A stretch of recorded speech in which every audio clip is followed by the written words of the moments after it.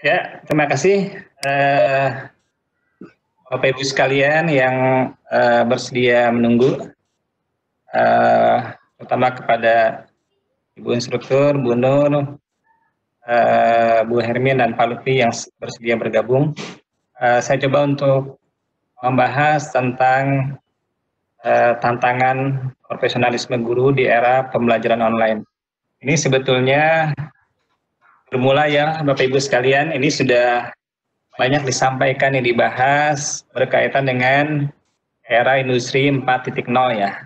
4.0 nih Ibu sekalian, kita sudah masuk ke era yang cukup canggih, yang era ini terus berkembang ya, dari industri 1.0 ini yang sangat terkenal dengan revolusi di Inggris ya, revolusi industri Inggris yang dimulai dari penemuan kayak seperti mesin ya, mesin awal sekali, mesin uap dan segala macamnya yang kemudian digunakan di pabrik-pabrik, dan itu bukan hanya berkaitan dengan ditemukannya mesin ya atau digunakan mesin, tapi memang berdampak terhadap kehidupan masyarakat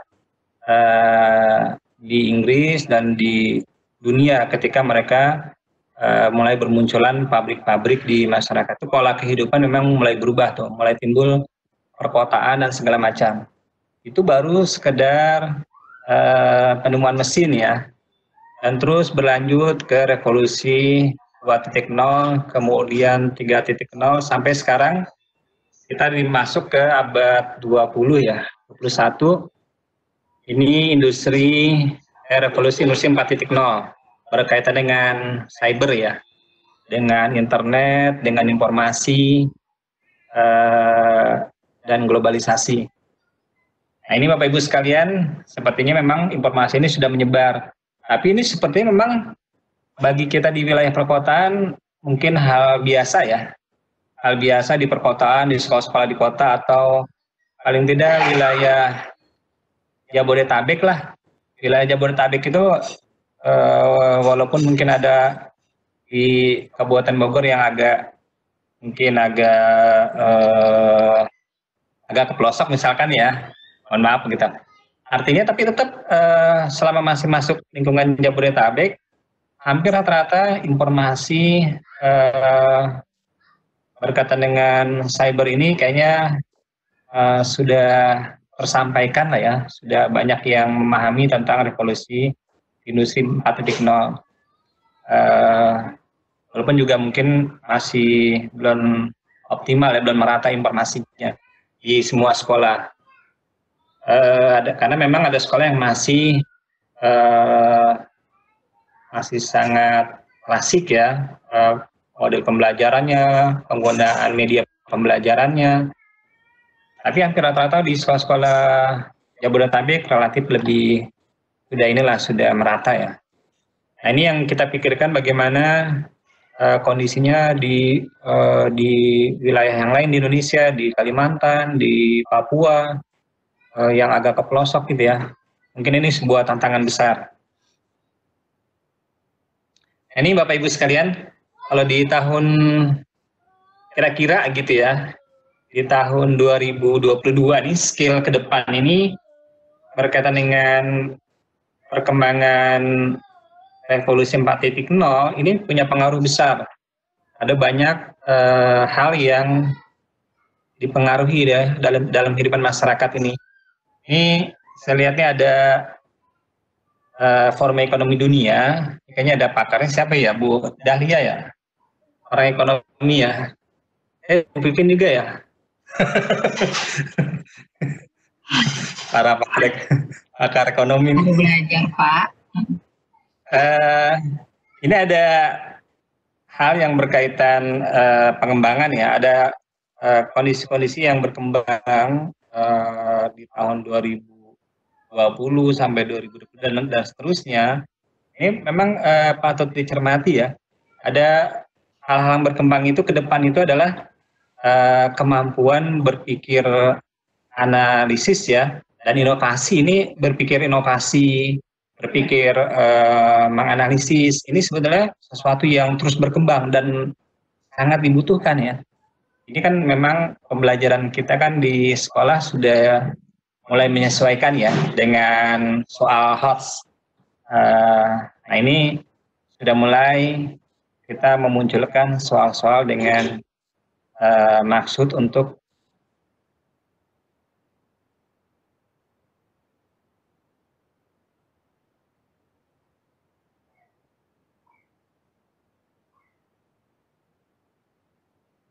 ulangan harian sudah mencoba untuk berpikir analisis. Inovasi juga sudah mulai ya, kita coba ke siswa berpikir kreatif ya sebetulnya kalau di siswa ya. Yang kedua ada active learning dan strategi pembelajaran. Ini terus berkembang nih, semakin maju nih. Pembelajaran yang aktif sebetulnya sudah lama ada ya, tapi sekarang semakin berkembang. Artinya siswa sudah mulai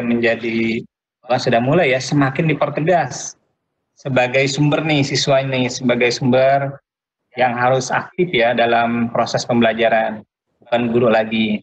Kemudian apalagi tuh strategi pembelajaran ya. Strategi pembelajaran, nah nanti berkait dengan e-learning ya. Ini juga apalagi sekarang di masa pandemi COVID-19, otomatis strategi pembelajaran ini sebetulnya memang perkembangannya ke arah ini nih, ke arah yang mana ya? Ya pembelajaran ya ke nomor 4 juga bisa sih ya. Ke nomor 4 mana ya? Ya ini juga bisa juga ya sebetulnya learning, strategi pembelajaran meningkat ke arah e-learning. Walaupun sekarang kalau kesannya itu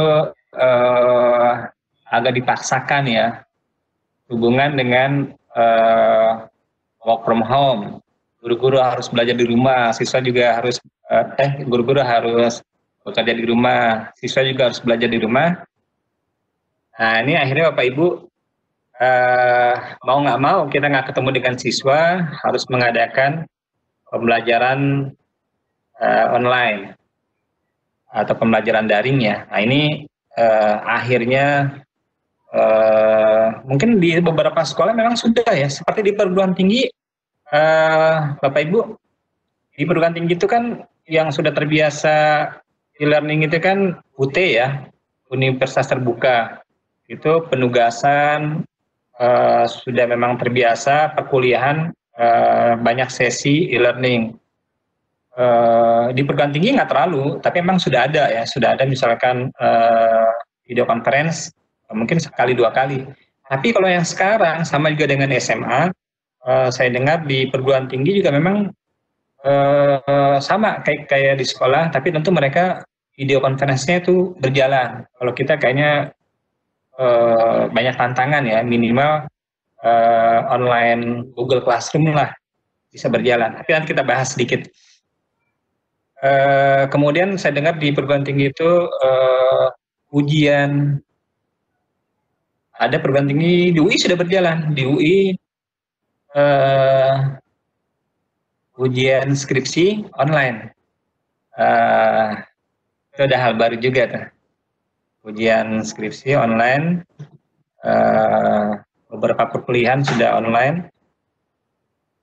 Artinya mau nggak mau sekarang ini pembelajaran online itu e-learningnya tuh dipaksakan gitu ya, dipaksakan harus berjalan. Ini banyak Ibu ya, saya nggak bahas semuanya. Kayak ini emotional intelligence, kecerdasan emosional semakin berkembang ke depannya. Terus kemampuan memecahkan masalah yang kompleks itu ada. Ini semua berkembang. Terus ada juga Bapak Ibu, ada yang semakin ke depan, ada juga ada penurunan nih, ada kondisi yang berubah ya. Kondisi-kondisi berubah itu kayak ini ya, kayak kemampuan berpikir verbal itu, auditori spasial itu makan ke depan itu sudah mulai menurun. Sudah mulai menurun. Termasuk apa nih, ada banyak kegiatan-kegiatan yang sifatnya verbal. Ini kadang malah di sini nih, ada reading, writing, matematika dan listening active itu malah mulai turun ya ke depan ya. Karena mungkin sekarang kan pengolahan data aja udah banyak yang kayak skripsi kan udah ada SPSS, pengolahan rumus-rumus ya di mana tuh di Excel aja kan sudah banyak tuh penggunaan rumus, statistik sudah mulai diolah menggunakan teknologi ya. Jadi Bapak Ibu itu kurang lebih lanjut aja deh ya. Nah ini Bapak Ibu masih mendengarkan ya? Saya ditinggal lagi. Masih Pak. Jadi Bapak Ibu lanjut. Masih. Oh masih ya. Oke. Ini mengenai karakter pendidikan abad 21 nih, Pak Ibu. Karakter pendidikan abad 21, yang pertama, akses informasi tak terbatas. Ini perkembangan yang juga mempengaruhi dunia pendidikan, pasti sekolah pasti terdampak ya dengan akses informasi yang tak terbatas. Ini luar biasa ini. Pengaruhnya sangat besar. Ada yang positif, ada yang negatif. Positifnya mungkin ya kita ini sekarang memang sebetulnya siswa dalam mencari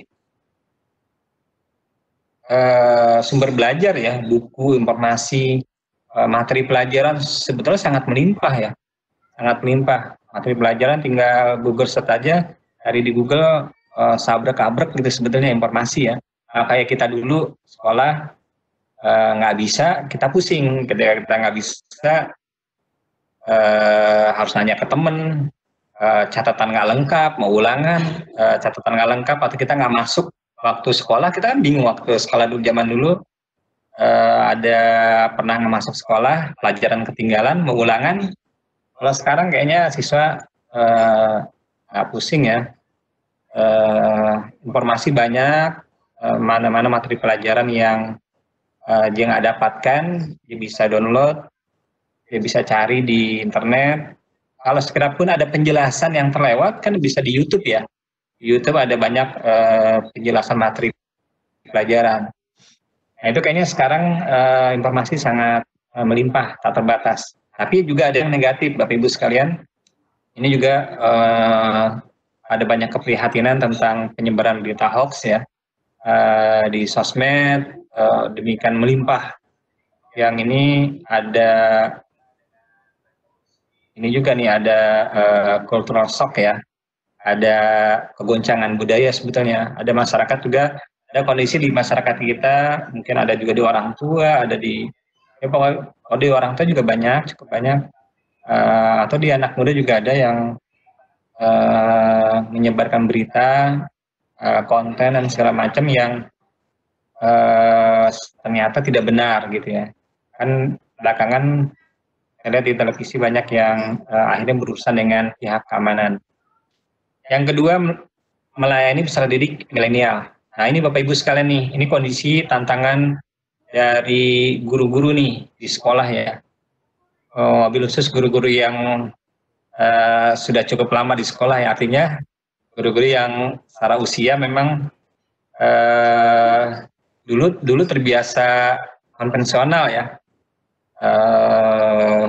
mengajar pakai papan tulis, masih merasakan zaman nulis pakai kapur ya. Sekarang guru-guru harus berhadapan dengan peserta didik milenial yang mereka sangat akrab dengan gadget. Nah, ini akrab dengan gadget, mereka terbiasa berkomunikasi, mencari informasi, bahkan membuat banyaklah kegiatan-kegiatan dengan menggunakan gadget ya. Nah ini satu kondisi yang dihadapi oleh guru ya, ada kecenderungan yang berbeda. Jadi kadang ada kesenjangan nih. Tapi kalau di guru-guru muda, nih saya lihat pada guru-guru yang masih semangat-semangat nih, ada Pak Lutfi, Bu Pipin, Bu Hermin dari mana ya? Dari SMA Citra bukan ya? Bu Hermin Kristanti, Bu Dahlia ya. Ya artinya kelihatannya semangat ya. Saya sebetulnya termasuk yang gagap juga nih, gagap teknologi ya, menghadapi kondisi-kondisi yang ada. Kemudian yang ketiga ada revolusi industri 4.0 yang tadi sudah kita bahas ya, tentang cyber. Ini karakter pendidikan. Dari Tengsau ya, Bu? Oh iya, dari pesan dari Bu. Yang berikutnya nih, Bapak Ibu sekalian. Ya Bu Hermin pakar ekonomi juga nih. Dari Tengsau. Ini Bapak Ibu, seorang guru profesional harus memiliki 4 kemampuan ya. 4 kemampuan. 4 kemampuan ini yang sesuai dengan judul tadi ya. 4 kemampuan ini kemampuan profesional guru yang diharapkan bisa menghadapi pembelajaran e-learning ya, pembelajaran online ya. Yang pertama Bapak Ibu nih, yang pertama kemampuan komunikasi, kemampuan menyampaikan materi pelajaran ya kepada siswa. Nah ini pasti berubah nih, ini sebuah tantangan baru. Ya guru tidak banyak bicara sebetulnya, walaupun bicara bisa juga kalau memang guru itu mengemas pembelajarannya, penyampaian materi pelajaran melalui rekaman video, kemudian di-share di YouTube, siswa diminta untuk mengikuti. Ya, ini bisa juga kemampuannya nanti. Tapi sekarang ini kemampuannya sebetulnya nggak terlalu banyak bicara, malah kayaknya kemampuan komunikasinya lebih sifatnya mungkin ya kayak ini ya, kayak bikin-bikin presentasi, pembuatan PowerPoint, Google Form gitu ya. Jadi komunikasinya ya, membuat ilustrasi secara multimedia gitu ya. Atau mungkin tertulis lebih banyak ya daripada bicara ya. Ini Bapak Ibu satu kondisi kemampuan komunikasi seorang guru profesional yang mulai harus menyesuaikan. Yang kedua, kemampuan kolaborasi, kemampuan bekerjasama dengan pihak terkait untuk meningkatkan mutu pembelajaran. Nah, ini kita banyak nih, termasuk kita kan dengan sekarang ini program PCT ya, PCT itu dengan apa nih, Dinas Pendidikan Provinsi Jawa Barat, Tikom ya, Tikom itu apa ya, pokoknya Tikom lah. Di banyak pihak ya, dengan admin, ada penanggung jawab tuh, ada Pak Anwar ya, ada instruktur, ada Bu Nur Aini. Jadi ada berlangsungnya kegiatan kita yang sekarang ini aja nih, video conference. Ya ada hostnya, ada Bu Dahlia, ada Bu Pipin sebagai moderator. Ini sebuah kolaborasi ya. Ini kemampuan ketika kita mengemas untuk pembelajaran online, apalagi video conference, kita nggak bisa sendirian. Kadang ada pihak-pihak yang terlibat, atau kadang-kadang kita ada link ya. Karena ini kan lagi rame tuh share link-link pembelajaran online ya. Itu juga termasuk kita bisa berkolaborasi.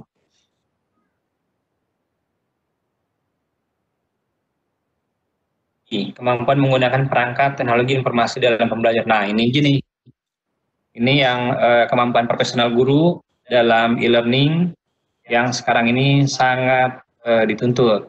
Di sekolah kan sekarang udah banyak nih ulangan-ulangan online ya. Ada yang mencoba di ulangan harian, tidak menyeluruh ya, tidak menyeluruh. Tapi ada yang sudah terprogram. Kayak di SMA 2 atau mungkin di SMK udah biasa kayaknya. Di SMK sudah biasa. Mungkin ada ulangan semester ya, ulangan semester memang udah CBT, computer based test, atau mungkin di SMA 2 Cibinong ya. Yang saya dengar SMA 2 Cibinong sudah setiap ulangan semester mereka CBT.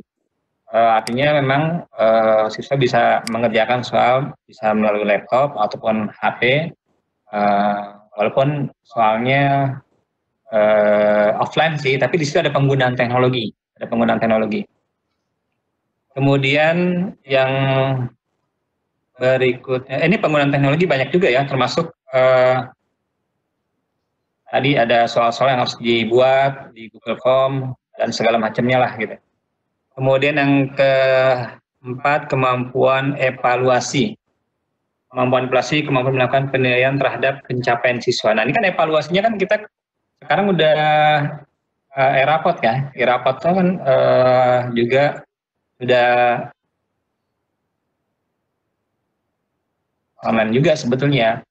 Kita bisa mengirim nilai, mengolah nilai, mengirim nilai rapot, memasukkan nilai rapot secara online ya dari rumah, terhubung ke admin di sekolah.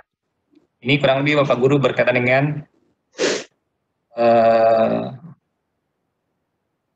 guru profesional ya, 4 kemampuannya. Terus ada yang berubah nggak? Oh iya, ini ya, kursor saya nggak ada nih.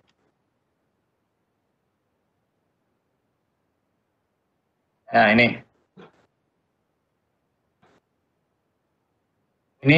kurang lebih Bapak Ibu profil guru yang diharapkan nih. Kalau dari kondisi yang ada ya, profil guru yang diharapkan yang pertama, ini kurang lebihnya ya, memiliki kompetensi unggul dalam menjalankan profesinya. Keempat hal tadi ya, mau nggak mau nih guru-guru sudah dituntut mempunyai kompetensi yang handal ya, yang handal untuk menghadapi siswa juga yang semakin siswa milenial ya, yang semakin akrab dengan penggunaan teknologi dan cara berpikir yang kreatif ya. Yang kedua, memiliki karakter SDM abad 21. Ya, ini kayaknya berkaitan dengan tadi nih, berpikir kreatif, inovasi, segala macam ya. Kemudian ada sejahtera, profesional, dan mulia. Yang keempat, tanggap dan cepat mengikuti perubahan. Nah, ini cepat mengikuti perubahan nih, tambahannya ya, yang belum sempat kita pertegas. Cepat mengikuti perubahan, Bapak Ibu. Memang cepat nih sekarang apa ya?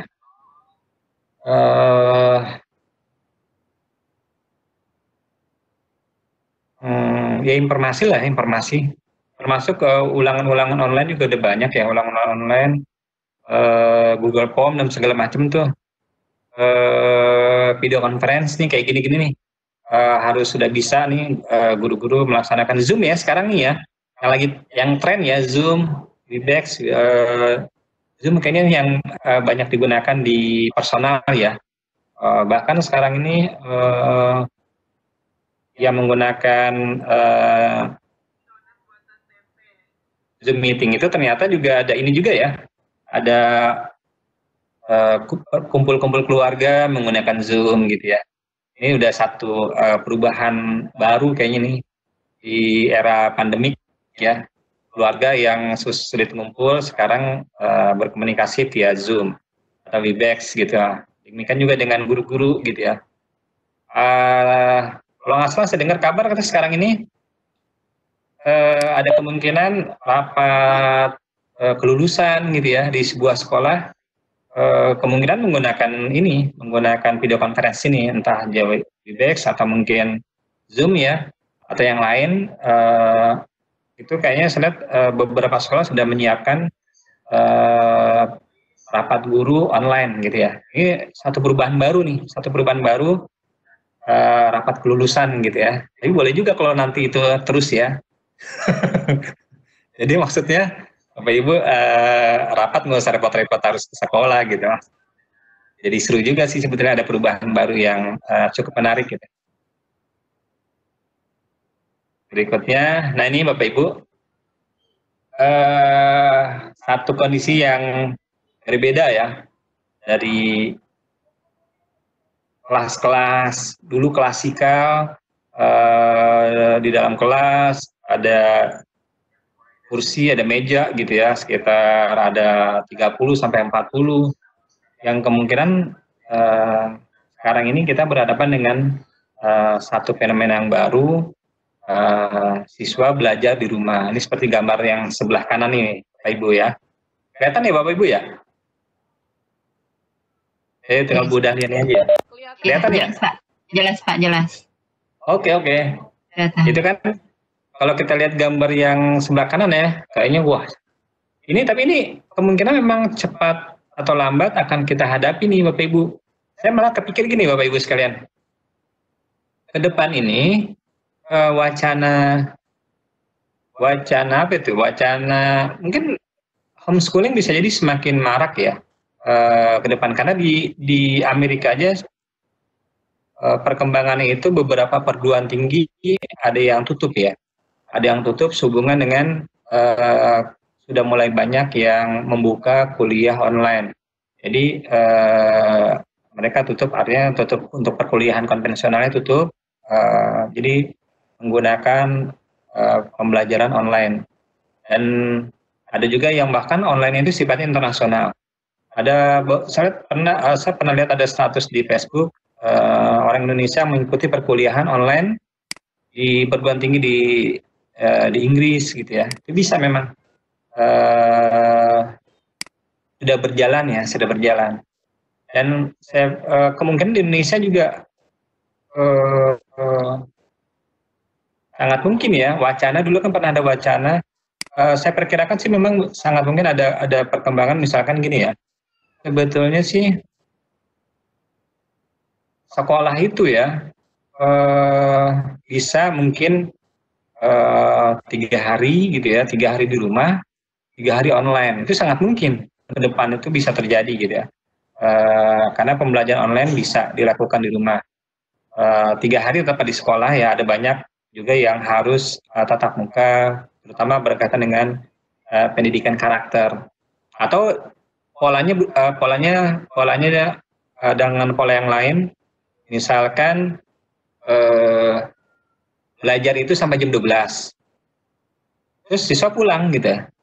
Siswa pulang, nanti ada penugasan lagi di online gitu ya. Ada penugasan online, jadi belajar nggak lama-lama di sekolah gitu. Jadi pembentukan karakter sampai jam 12, pulang aja sampai jam 12. Nanti mereka udah sampai rumah, ada lagi bisa istirahat, kemudian mereka melanjutkan pembelajaran online. Sangat mungkin ya ke depan gitu ya. Kalau perkuliahan mungkin kayaknya sudah berjalan ya, mungkin mereka separuh tatap muka, separuh lagi online. Baik, kita lanjutkan. Nah, ini Bu nih, e-learning dalam rangka peningkatan kompetensi pembelajaran menghasilkan peserta didik sukses. Nah, ini yang diharapkan. Jadi kita lihat nih di bagannya ini, e-learning ini ada banyak yang terkait nih.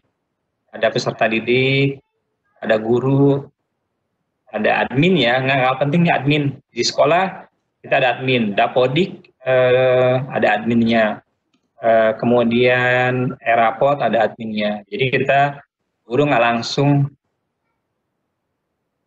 gimana? Bisa lanjut ya Bu? Bu Pipin, saya langsung. Terus saja. Langsung terus Pak, ya. Langsung Pak. Oke. Jadi pembelajaran e-learning itu juga ada banyak pihak yang terkait nih, bukan hanya kan kalau sekiranya yang konvensional kan biasanya urusannya guru dengan peserta didik, berhadapan di kelas, ketemu di kelas, menyampaikan materi, ada tanya jawab, berikan latihan soal dan segala macam gitu ya. Kalau di yang e-learning ini cukup kompleks nih sepertinya, cukup kompleks. Paling tidak biasanya ada admin ya, ada admin. Apalagi kalau udah pelaksanaan ulangan sekolah mungkin ada adminnya yang akan mengkoordinir ya soal-soal yang dibuat oleh guru-guru di Google Form. Kemudian Dapodik ya, ada adminnya. SIM juga tuh SIM PKB ya, SIM PKB yang memuat komunitas guru ya, ada di masing-masing mata pelajaran ada komunitas guru di SIM PKB, itu juga ada adminnya, ada ketua MGMP, pengurusnya ada di situ, kemudian ada anggota MGMP dan ada admin di tingkat kabupaten atau cabang dinas. Kemudian ada sumber belajar ya, sumber belajarnya online. Ini banyak di YouTube juga sekarang udah menjadi sumber belajar atau ruang guru ya. Kayaknya udah semakin rame nih. Apalagi sekarang di era pandemi COVID-19 ya, sumber pembelajaran online banyak dimunculkan. Bahkan gratis. Kalau nggak salah yang apa itu Ibu ya, yang Zenius, bukan Zenius apa ya, yang ZZ itu tuh, itu seperti ruang guru, dia bikin soal-soal gitu, terus ada penjelasan, itu juga sekarang sudah digratiskan, bisa diakses oleh siswa maupun guru gitu ya. Itu sumber pembelajaran tuh, Zenius kalau nggak salah, Zenius apa ya, itu banyak soal-soal dan bahasannya itu bisa diakses gratis sekarang ini. Ruang guru juga segala macam ini banyak sumber pembelajaran online. Dari Kemendikbud pusat juga ada, saya lihat channel-channel pembelajaran online. Bahkan terakhir TPRI ya, TPRI itu juga membuat paket-paket pembelajaran online, yang itu di-share untuk memudahkan siswa peserta didik ya. Sebagai informasi nih, ada sumber informasi bagi peserta didik. Saya lihat ada yang di TPRI itu ada sumber pembelajaran informasi pembelajaran materi pembelajaran untuk PAUD, untuk SD, SMP, SMA. Ini kurang lebih Bapak Ibu. Terus ada juga kepala sekolah nih, supervisi akademik tetap ada ya. Kemudian pengawas sekolah, supervisi akademik, itu ada rekan guru. Ini semuanya komponen-komponen dalam e-learning yang ini admin juga ini Bu Bapak ya. Admin ini juga untuk merapikan database peserta didik, apalagi ketika PPDB kan, PPDB segala macam ini data siswa masuk ke admin sekolah. Paling tidak e-learning ini berkaitan dengan admin, ya akan meningkatkan kualitas operasional. Jadi kadang kalau guru dengan siswa aja, ada sih guru yang sudah cukup mampu, tapi kan kalau di sekolah kan kolektif ya. Jadi memang perlu ada admin yang mengatur, memanage sehingga kualitas operasional dan datanya itu semakin baik. Dan kemudian berkaitan dengan semua pembelajaran, meningkatkan kualitas pembelajaran. Jadi sedikit ya. Ini berapa menit lagi nih Bu? Masih ada waktu. Masih ya? Lanjut. Masih Bu? Masih boleh Pak, silakan. Oke, saya coba ya. Kayaknya masih ada nih PowerPoint-nya. Masih. Mana ya? Saya cari. Belum berubah. Nah ini berkaitan dengan pendekatan pedagogis dalam komunitas pembelajaran. Ada social constructivism, kemudian learning communities. Ini dalam komunitas pembelajaran ya, nanti juga kemungkinan komunitas pembelajaran, kalau kita kan sekarang masih ini ya, masih konvensional, tapi nanti bisa jadi ada hal yang berubah juga nih. Komunitas pembelajaran secara online ya, akan ada grup-grup pembelajaran secara online ya, komunitas ibaratnya kayak komunitas MGMP lah gitu ya, kan kita masih tatap muka ya, guru-guru ketemu kumpul. Nanti mungkin komunitas-komunitas MGMP juga guru-guru akan sharing ya, sudah online ya, online. Yang pertama ini social constructivism, ini pendekatan mengharuskan para pembelajar untuk terlibat dalam kegiatan pedagogis konstruktivisme secara kolaboratif pada lingkungan sosial. Ini nanti akan sedikit berubah nih polanya ketika e-learning. Kemudian ada learning communities, pendekatan konstruktivisme sosial terjadi dan difasilitasi dalam komunitas pembelajaran yang terjadi secara online. Nah ini learning komunitas ini yang menariknya dia mendunia ya. Kita bisa kumpul-kumpul dengan komunitas karena sekarang sudah online, dengan masyarakat dunia informasi bisa lebih luas lagi yang bisa kita dapatkan, komunikasi lebih luas lagi, share-nya juga semakin luas, tapi pasti modal utamanya ada di bahasa asing untuk menyesuaikan. Nah ini kendala nih Bapak Ibu ya. Ini terakhir mungkin nih kan berkaitan dengan kendala dalam pembelajaran online. Yang pertama Bapak Ibu, yang pertama ini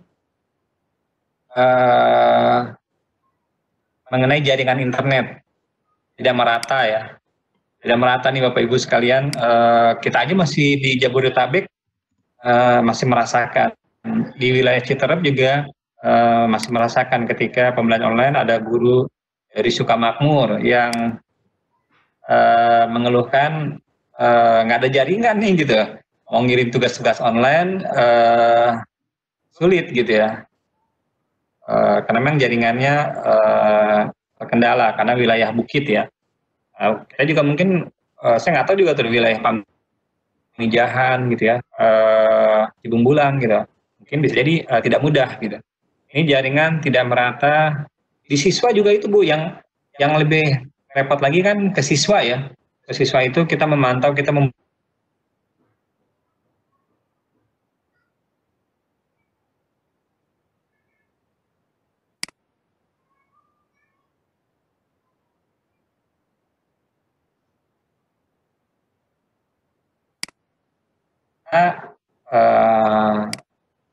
nggak bisa pada saat itu ya. Pada saat itu dia nggak bisa aja berusaha, kemudian akhirnya baru sore dia terkoneksi untuk mengerjakan soal. Nah itu kendala jaringan. Jadi dalam pembelajaran online ini memang kita kendalanya masih banyak dalam masalah jaringan ini. Dan ini pasti akan menjadi repot ketika kita memang memberikan waktu yang waktunya kita batasi ya. Misalkan kita ingin ulangan ya. Kemarin tuh kan ujian sekolah ya, ujian sekolah sempat online.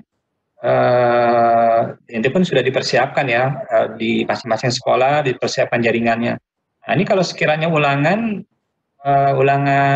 semester online dengan waktu yang sudah ditentukan, walaupun siswa pasti udah menyiapkan ya, siswa udah menyiapkan HP-nya, mungkin ada yang minjem, ada supaya dia bisa mengikuti jadwal ulangan semester ya, penilaian akhir tahun, EAT.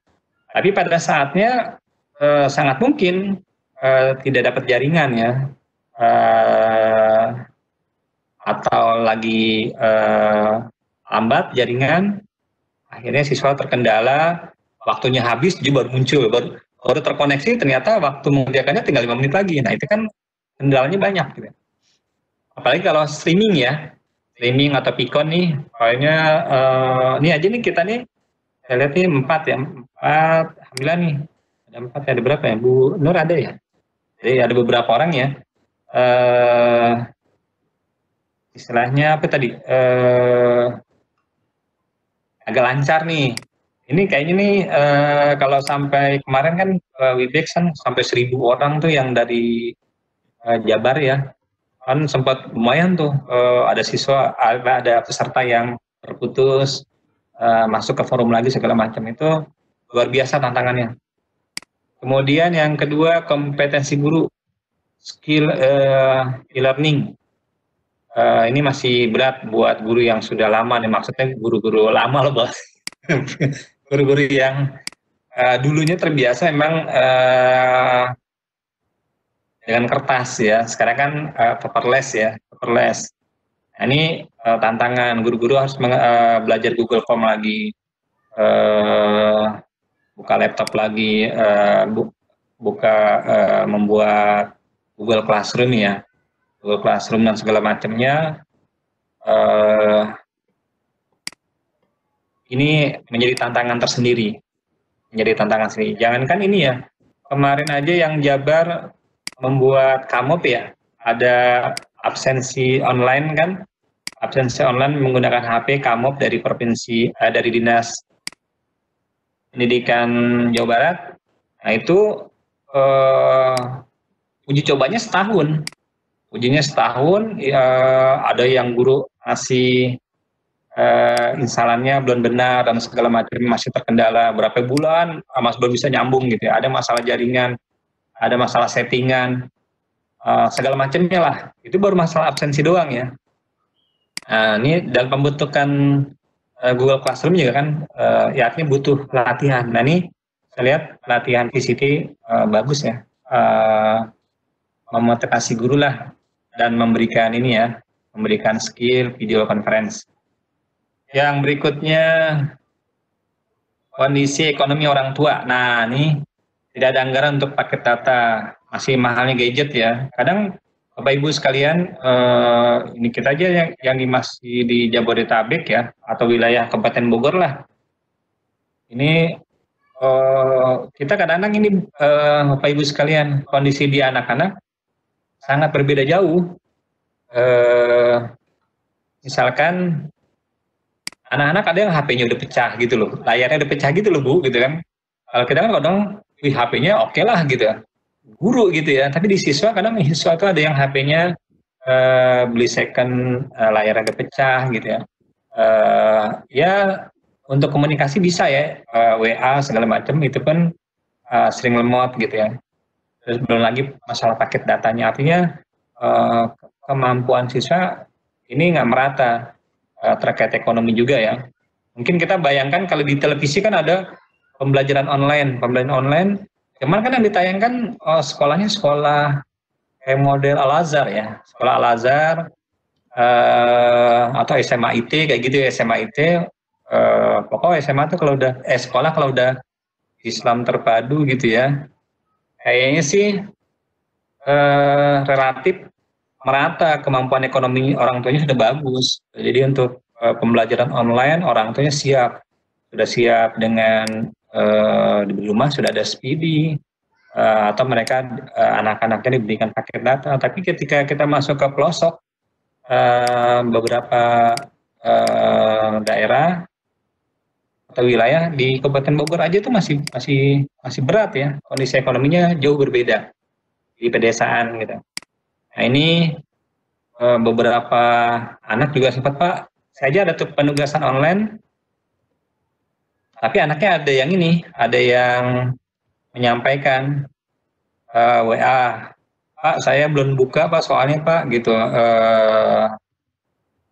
ini soal yang kemarin gitu, Pak saya belum buka soalnya Pak baru beli paket data nih gitu, baru kebeli gitu paket datanya. Nah itu ya itu kondisinya berbeda. Ini baru di Jabodetabek loh. Bagaimana kalau kita bayangkan di Papua gitu? Cukup rumit. Artinya pembelajaran online ini nanti masuk ke yang berikutnya nih. Perlu memang bantuan pemerintah yang memadai. Nah, ini bantuan pemerintah belum memadai ya. Memang untuk berjalannya pembelajaran online yang merata ya, apalagi se-Indonesia ini otomatis jaringan providernya harus bagus, sinyalnya bagus, kemudian memang bantuan pemerintah merata. Ada pemberian gadget ya, atau gadget itu maksudnya mungkin kayak semacam inilah, sekolah diberikan gadget. Kayak sekolah saya kemarin dapat tuh ada bantuan dana kinerja sekolah, kemudian dibelikan gadget ya, apa itu ya, tablet ya, dibelikan tablet 400 tablet itu dari dana pemerintah, 400 tablet ya. Itu yang kayak gitu-gitu memang bisa digunakan untuk proses pembelajaran. Tapi kan yang dapat di Kabupaten Bogornya cuma 2 sekolah. Nah ini di Papua, di Kalimantan, Sulawesi, Sumatera ini tentu semua sekolah dapat ya bantuan-bantuan pemerintah ini. Jadi pemerintah memang harus berusaha keras untuk memenuhi sarana prasarana supaya bisa berlangsung pembelajaran online dengan baik ya. Berikutnya apa ya? Nah ini mungkin solusinya Bapak Ibu sekalian, pembelajaran itu kayaknya kita memang bertahap ya. Kalau nggak bisa full online, mungkin blended learning. Nah ini kemungkinan yang bisa kita lakukan. Kalau full online memang berat ya, berat, masalah jaringan tadi dan segala macam, infrastrukturnya, kemudian alat-alatnya. Ya bisa juga blended nih, ada yang offline, ada yang online, jadi dicampur gitu ya. Ini kayaknya, maka tadi tuh saya perkirakan mungkin ke depan bisa jadi ya, sekolah 3 hari gitu, sekolah 3 hari di sekolah, 3 hari lagi pembelajaran online di rumah, atau sekolah lebih lebih ringkas, sekolah sampai jam 12, pulang tuh siswa gitu, istirahat, nanti jam 2 gitu ya, sampai jam 5 mereka buka online ya, belajar online di rumah. Mungkin satu ketika akan seperti itu. Ada pembelajaran yang digabung antara benar-benar berjalan dua-duanya gitu, offline dengan online itu berjalan. Nah ini Bapak Ibu sekalian, ada tantangan besar yang saya tambahkan di bawah berkaitan dengan pembelajaran online itu adalah tugas utama guru ya, bahkan tugas utama pendidikan ini yang cukup berat adalah berkaitan dengan pendidikan karakter, adab atau akhlak. Nah ini kayaknya sulit untuk bisa dicapai melalui pembelajaran online. Ini pendidikan karakter ini khas banget nih, khas yang sepertinya hanya bisa dicapai dengan pembelajaran tatap muka ya, tatap muka, ketemu langsung, berkaitan dengan sikap, tingkah laku, perilaku anak-anak didik kita ini tidak bisa disampaikan secara online. Ini harus dipantau, kemudian diberikan nasihat dan segala macamnya. Ini kalau transfer ilmu pengetahuan mungkin online bisa ya, tapi ini yang susah nih, pendidikan karakter bagaimana? Nggak mau minimal ada training lah ya, ada training seminggu gitu ya, berkaitan pendidikan karakter. Nah di situ kayak pramuka lah gitu ya, kayak pramuka itu kan ada persami Sabtu Minggu, itu pendidikan karakternya banyak di situ, di model camping di pramuka ya. Artinya memang harus tatap muka untuk pembentukan karakter. Online tidak bisa menjangkau pendidikan karakter. Itu aja Bapak Ibu sekalian, kurang lebihnya. Mohon maaf kalau banyak kekurangannya. Untuk inilah bahan diskusi kita pada kesempatan hari ini. Selebihnya saya serahkan kepada moderator Bu Pipin. Angga. Baik, terima kasih Bapak Ahmad. Bagus sekali pemaparannya ya, menarik sekali, yaitu tentang adanya profesionalisme seorang guru, apalagi sekarang kita telah menghadapi yang namanya mengajar secara online. Baik, mungkin langsung aja ada pertanyaan ya. Mungkin ada pertanyaan dari rekan-rekan sekalian, boleh langsung ditanyakan oleh Bapak Ahmad. Di chat boleh, berbicara langsung boleh, silahkan. Ada pertanyaan dari Pak Lutfi? Bu Dahlia juga boleh. Bu Nur, Bu Marjania, Bu Hermin. Bu Hermin dari SMA mana Bu Hermin? Kalau boleh kenal Bu Hermin, salam kenal.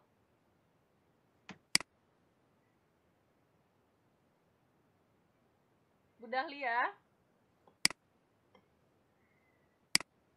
Ada Bu Marjani ya, Bu Marjania. Iya, ada Pak Bu Marjania. Mungkin saya dulu kali ya yang bertanya ya Pak ya.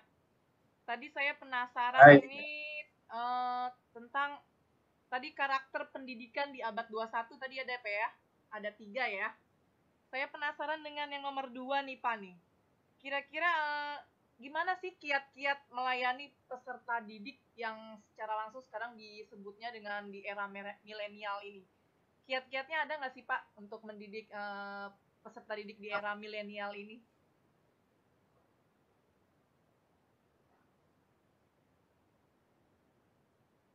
Pertanyaannya ya kita diskusi aja ya. Iya boleh Pak. Yang mana tadi ya? Ya berkaitan dengan melayani peserta didik milenial. Ya juga memang beda nih anak-anak sekarang ini.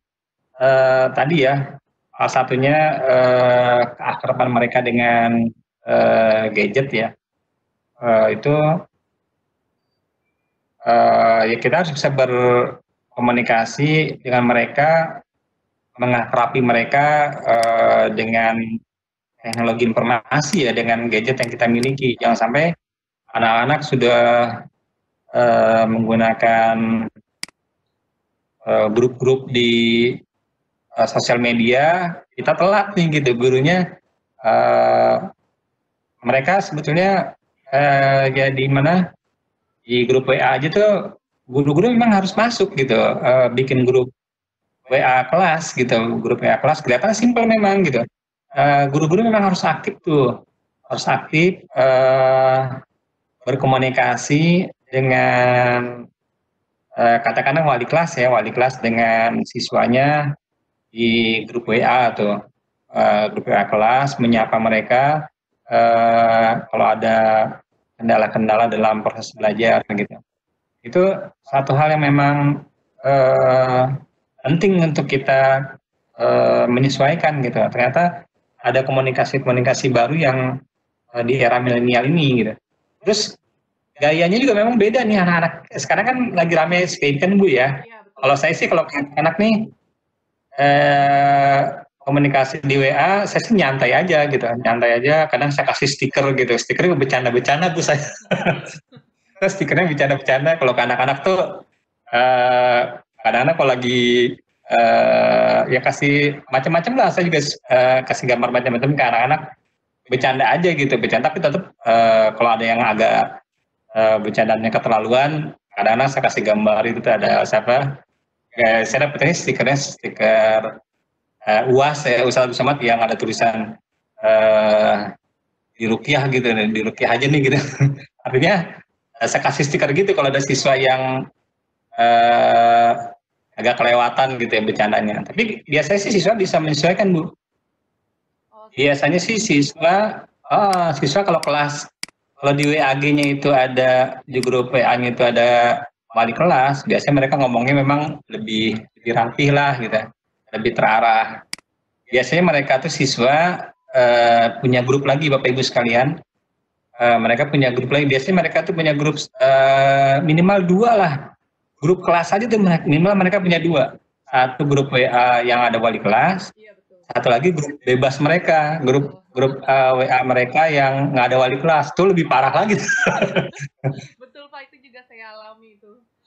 Ya, terus gini lagi Bapak Ibu sekalian, dulu pernah ada razia ya, pernah saya pernah dengar kabar ada razia HP siswa, itu malah ada siswa tertentu, itu ada yang dia punya grup ya, grup, jadi siswa itu juga banyak grup, ada grup-grup yang mereka antara mereka grup-grup terbatas ya, grup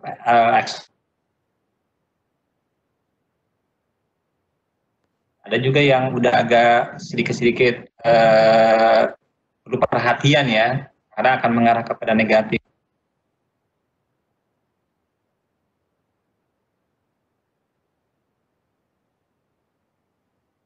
Dia ternyata siswa itu punya grup yang khusus, tapi ini bukan di sekolah Kabupaten Bogor ya, kayaknya wilayah Jakarta atau apa gitu. Pernah ada yang sampai siswa itu punya grup khusus untuk bicara ini loh, bicara untuk ngebully guru gitu. Jadi beberapa siswa doang gitu, mereka tuh guru dikata-katain Bu, jadi mereka melampiaskan kekesalan tentang guru itu di kelompok mereka gitu. Guru tuh wah dasar guru ini gini gitu. Jadi nah ini karakter peserta didik milenial ini harus kita cermati gitu ya. Mereka sangat menguasai, sangat lihai lah mereka dalam masalah teknologi ya. Guru-guru juga harus jangan kalah dengan mereka. Terus kemudian komunikasi kita dengan mereka pun ya gaya milenial lah gitu ya, di grup-grup mereka gitu ya. Santai tapi tetap mendidik, dan ya transfer nilai tetap ada ya. Bimbingan kita untuk pencapaian kompetensi pembelajaran juga tetap harus utama ya. Kurang lebih lah Bu ya. Maaf nih. Ada lagi Pak, mohon izin Pak, ada pertanyaan dari Ibu Marjania Pak nih. Salah satu kendala yang saya temukan di lapangan untuk pembelajaran online adalah guru yang gaptek.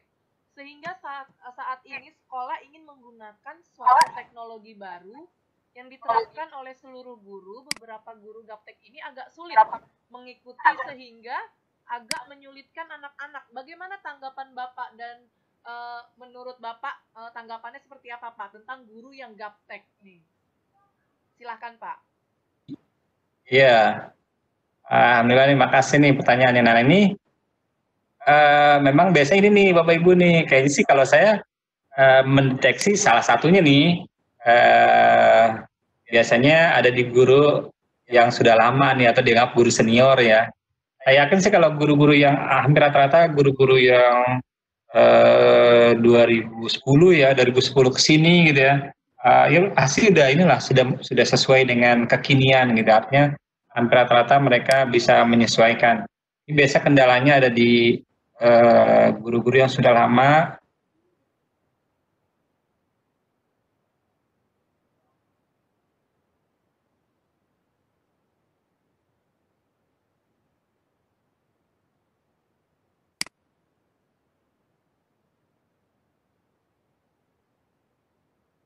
Si rapotnya juga terbiasa mengisi rapot dengan menulis ya.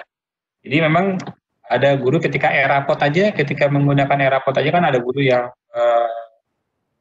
ya istilahnya sulit untuk melaksanakan pengisian rapot, mengisi datanya secara online ya. Emang ini jadi problem. Sepertinya memang kalau mau nggak mau sih guru gitu ya, guru itu harus bisa menyesuaikan nih, mempunyai skill learning ini kayaknya memang udah harus, sepertinya memang harus ada sesi dikumpulkan gitu ya, karena juga memang nggak bisa dibiarkan sendiri gitu ya, dibiarkan sendiri kayak ngisi rapot aja. Ngisi rapot itu memang harus ada pelatihan tersendiri gitu, pelatihan tersendiri. Terus dibimbing benar-benar. Kalau bisa memang sesinya ditambah ya. Misalkan gini, ada satu sesi untuk bersama, tapi ada sesi tambahan. Kira-kira masih ada yang ketinggalan gitu ya ketika proses pelatihan. Di guru-guru yang sudah lama mungkin kayaknya belum menangkap gitu ya tentang teknis pengisian rapot. Nah mereka memang harus dibimbing gitu, harus dibimbing lebih. Jadi memang yang pertama sikap mental, memang modalnya sikap mental. Guru itu memang harus berubah. Guru walaupun dia guru senior gitu ya, mau nggak mau dia harus mengikuti perubahan dan harus bisa gitu, harus bisa dengan pembelajaran online, dengan e-rapot, dengan Google Classroom, dengan video conference, kayaknya memang mau nggak mau dia harus belajar. Jadi yang pertama emang guru itu harusnya menjadi guru pembelajar, harus mau belajar, mengembangkan, walaupun susah-susah, dia paling tidak nanya lah, pasti butuh nanya. Yang kedua memang tadi dari sekolah memberikan bantuan ya, memberikan bantuan beberapa guru yang kelihatannya masih agak lambat dalam membuat mungkin membuat soal ya, membuat soal di Google Classroom, itu memang harus dibimbing gitu ya, harus dibimbing. Gurunya juga banyak bertanya dan memang harus ada yang membimbing. Kayak misalkan di e-rapot kan ada sekolah yang ada admin rapot, ada admin e-rapot, terus dia membuat ada pembimbingnya tuh untuk berapa guru gitu. Jadi ada petugas untuk e-rapotnya yang membimbing guru. Jadi dia memantau 4 orang guru, 1 pemantau gitu ya. Sementara guru-guru yang sudah bisa silahkan aja lah gitu, mereka sudah bisa langsung sendiri, banyak tuh, tapi juga ada beberapa guru yang memang butuh dibantu. Kalau saya pikir sih memang gurunya pertama sekali harus mau nggak mau harus merubah sikap mental, mau nggak mau harus bisa gitu, harus mau belajar. Ada juga yang memang guru senior nggak mau repot gitu ya, nitip aja gitu, nitip ke gurunya ya, rekan gurunya, teman gurunya yang masih muda, yang gesit banget nih, udah bisa nih, tolong ya Bu buatkan ya. Ada juga kayak gitu. Cuman risikonya pada saatnya nanti memang harus membuat sendiri gitu ya, pembelajaran online, jadi nggak bisa gitu kan, kasihan juga. Memang harus, mau nggak mau harus belajar. Saya juga melihat beberapa teman-teman memang belajar, memang sedikit agak lama ya, tapi memang sudah mencoba ya. Malah beberapa saya lihat ada beberapa guru yang 3 tahun, 4 tahun lagi pensiun, tapi mereka sudah berusaha ya. 3-4 tahun pensiun, mereka tetap berusaha bikin. Kemarin saya lihat ada yang bikin soal di Google Form, kemudian diposting di Google Classroom. Saya pikir itu jadi banyak nanya, ini gimana nih masukin soal, masukin gambar ke soal segala macam. Nah ini tetap harus belajar, mau nggak mau, walaupun dia mau pensiun, sebuah tuntutan ya. Karena kalau dia nggak mengerjakan, kebetulan sekolah memintanya penugasan secara online. Itu sih Bu, kurang lebih gurunya. Ada satu lagi nih ya. Pak, pertanyaannya masih dari Marjania Pak. Jadi kalau untuk sekolah swasta, beberapa kebijakan yang diambil itu ternyata harus konsultasi dari yayasan, terutama kebijakan yang menyangkut tentang dana. Perbaikan sarana teknologi sekolah untuk mengejar pembelajaran online pasti membutuhkan biaya. Bagaimana menurut Bapak sarannya agar bisa terbujuk untuk mendukung program tersebut, Pak? Gimana Bu? Kurang jelas Bu? Bagaimana? Jadi bagaimana saran Bapak agar yayasan bisa terbujuk untuk mendukung program perbaikan sarana? Ya, ini memang di sekolah swasta ya Bu ya. Sekolah swasta bervariasi ya, kadang-kadang ini ada, saya lihat memang ada grade-grade-nya nih di sekolah swasta. Kan ada beberapa sekolah swasta yang dalam tanda kutip canggih gitu ya, artinya otomatis juga mahal gitu ya, kayak sekolah Model Pelita Harapan, Don Bosco, atau mungkin SMA IT, atau apa ya, beberapa sekolah-sekolah kayak Al-Azhar gitu ya, itu memang nggak ada kendala sepertinya yayasan berkaitan dengan sarana prasarana, karena memang orang tua siswa memang sejak dari awal menyekolahkan anaknya memang sanggup mereka tahu risikonya, konsekuensinya menyekolahkan anaknya di sekolah Pelita Harapan dengan fasilitas yang lengkap, ya pasti bayarannya juga biayanya cukup mahal. Nah, yang memang yang jadi problem itu biasanya di sekolah swasta yang menengah ya, ada lagi yang bawah, atau ada yang menengah. Yang menengah ya sebetulnya dia mampu untuk membeli, untuk menyediakan alat-alat ya, servernya, terminal segala macam, itu sebetulnya bisa. Tapi ketika yayasannya masih kolot gitu ya, yayasan masih kolot, kadang-kadang sekolah merasa sayang untuk mengalokasikan dana untuk pembelajaran online, untuk menyiapkan sarana prasarana di sekolah ya, terutama jaringan lah ya, jaringan pengadaan komputer. Tapi memang pertama bisa jadi masalah ini ya, mindset dari pengurus yayasan gitu, yang masih kolot, masih sayang untuk mengeluarkan dana untuk sarana prasarana pembelajaran online. Atau mungkin dia juga bisa jadi belum tahu urgensinya gitu, untuk apa gitu, untuk apa pembelajaran online gitu. Atau mungkin bisa jadi kalau yang masih kolot dia menentang, nah pembelajaran online yang penting itu guru tuh bisa, siswa tuh bisa cerdas kok, dulu saya orang tua dulu pembelajaran konvensional dengan papan tulis ketemu langsung atau bisa jadi Habibie kan, Habibie bisa muncul gitu. Kenapa harus online, kenapa harus nggak pakai komputer juga kok bisa mencetak murid seperti Habibie. Mungkin ini jadi tantangan juga ya. Memang ini jadi tantangan juga. Mungkin kalau ketika ada yayasan yang mempertanyakan seperti itu gitu. Ya tantangan memang kita untuk membuat, kalau kita ingin memajukan pembelajaran online memang benar-benar harus efektif. Jadi bukan asal online gitu tapi nggak efektif gitu ya. Siswa mengerjakan atau tidak nih gitu. Siswa sebetulnya Pak, yang paling utama sih pembelajaran online ini yang agak tantangan buat kita, seberapa jauh siswa tuh paham gitu dengan tugas-tugas yang kita berikan.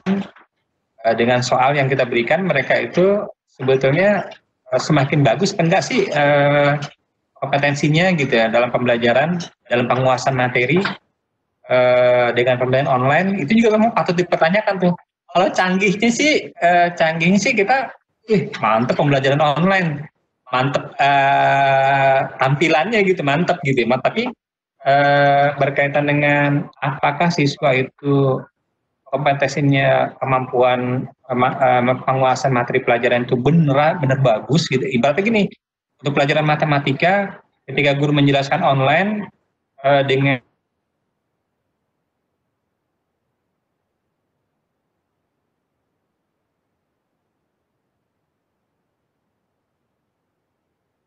sampai ketika dengan menggunakan pembelajaran online, nilai anak-anak tambah kacau gitu ya. Nilai anak-anak penguasaan materinya kurang, ketika menghadapi soal makin turun. Itu juga satu hal yang patut kita pertegas ke yayasan. Ini loh, pembelajaran online efektivitasnya memang dibutuhkan bla bla bla gitu. Dan memang kayaknya sepertinya sisi yang lain memang harus bertahap. Di sekolah swasta menengah, apalagi yang bawah memang bertahap. Ya paling tidak gini aja, tahapan pertama pasti kan yang paling utama kan kesejahteraan guru ya. Pasti yang paling utama kesejahteraan guru, gaji terjamin di sekolah swasta.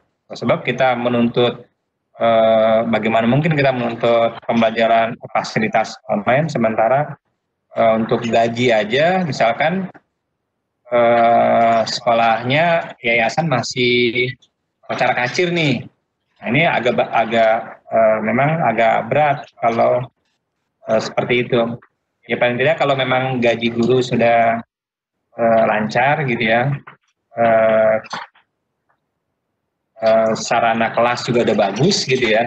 Ya mungkin tahap berikutnya baru